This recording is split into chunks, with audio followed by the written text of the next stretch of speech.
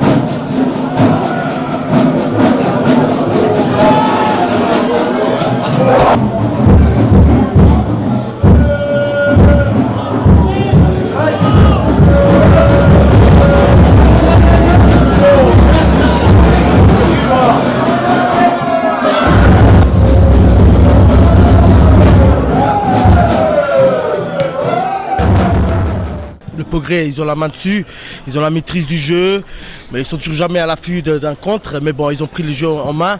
Ils ont eu déjà 6, 7, 8 opportunités, je ne sais plus exactement. Et au final, ils marquent un but sur une grosse erreur du gardien, une mauvaise prise de balle. Mais franchement, je m'attendais un peu à ça, même si je m'attendais un peu plus de Rodoche, parce qu'en fait, c'est surtout Rodoche qui a quelque chose à jouer, parce que vu les résultats de Strassen et les résultats de Eurosport, ils sont dans l'obligation de gagner ce soir. Mais pour l'instant, c'est le progrès, même s'ils ont encore une petite chance d'être champion, même si ça sera trop dur. Mais ceux qui font tout le jeu, ils Rodoche, franchement, ils doivent faire quelque chose d'autre en deuxième mi-temps s'ils veulent renverser la situation. Hein. Quand on regarde un tout petit peu les actions, ils multiplient les actions. Il y a des actions qui se suivent. Qu'est-ce qui leur manque au juste d'enfiler 2-3 buts, vu des avancantes qu'ils en ont? Quand on regarde un petit peu le match, c'est ce qu'on causait au début du match. L'équipe du Progrès n'est pas rentrée totalement, je pense, à fond dans le match. Notre collègue parlait ici, Jesse parlait justement qu'ils avaient la même mise sur le match. C'est pas évidemment la même mise, c'est pas simplement de regarder quand on regarde le match. On a l'impression qu'ils ont la même mise parce qu'ils dominent le match forcément.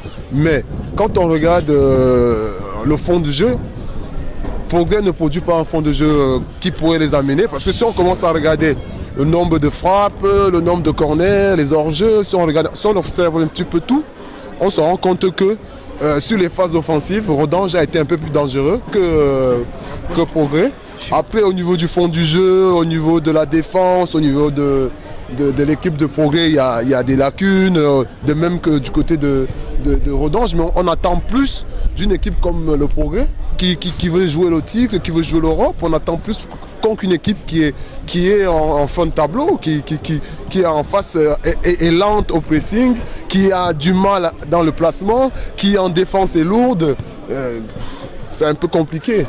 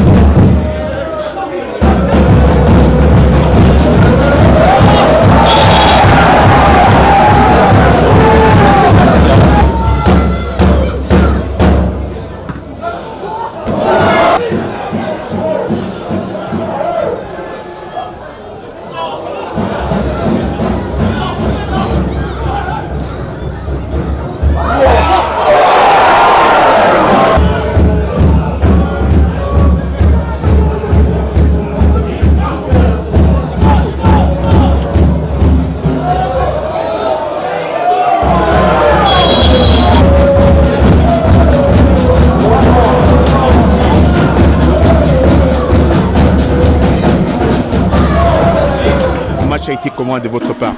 Bon, je pense que c'était un match difficile pour nous aujourd'hui. On a marqué le but.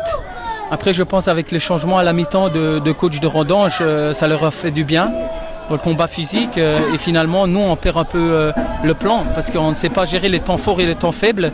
À un moment donné, on perd le plan et puis on joue un peu n'importe quoi. Finalement, je constate qu'on est quand même la 3e, 4e place, on a 11 points d'avance et on devrait normalement jouer beaucoup mieux parce qu'on n'a pas de pression. Et ça, j'entends de l'équipe qu'elle prenne un peu plus de responsabilités, d'essayer de jouer au foot parce que nous, on n'a aucune pression. Mais aujourd'hui, c'était un match un peu pas à notre portée. Et puis finalement, on gagne avec de la chance, il faut être honnête. Et moi, je suis quelqu'un qui est honnête. Et finalement, il faut se toucher au propre nez. Et puis féliciter quand même à Rodange. Ils ont tout donné jusqu'au bout. Finalement, nous, avec la chance qu'on a pour l'instant, on gagne ces matchs-là. Mais par rapport à la deuxième mi-temps, je pense qu'on ne mérite pas ça. Vous voulez rester en la Ligue. Eux, ils veulent à tout prix chasser le haut de tableau. Ça a été comment d'après vous? Il faut dire que pour nous c'était un match compliqué en première mi-temps. Donc Niederkorn, on sait que c'est une très belle équipe en face. Nous on est venus pour essayer de jouer notre maintien parce qu'il faut dire qu'en ce moment on fait des bons matchs mais on n'arrive pas à marquer, on n'arrive pas à garder le score. Donc en première mi-temps ils méritaient le 1-0, le 1-0 c'était complètement mérité. En deuxième mi-temps on est venu avec de nouvelles intentions. Et malheureusement, comme il a dit Mouch, ça nous a pas souri en deuxième mi-temps, on a eu des occasions, on a poussé. Après c'est comme ça, quand ça va pas, ça va pas. Donc voilà. Il a résumé un petit peu la philosophie du match. Ils sont assez faciles normalement, ils sont 2e ou 3e du classement, ils doivent jouer plus calmement, plus posément.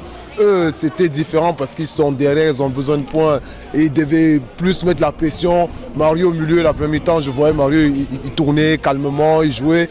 Mais son équipe, comme il dit Mario, devait plus lâcher. Eux, la première mi-temps, Rodange, il était plus tout seul à la première mi-temps, il tournait plus seul. Je pense que ton collègue qui est rentré à la deuxième mi-temps t'a fait plus de bien parce que là, tu as eu la possibilité de plus de jouer, de chercher vers l'avant. Et vous avez mis plus de pression que vous deviez mettre tout de suite. Vous êtes rentré dans le match, je pense, avec trop de laxisme.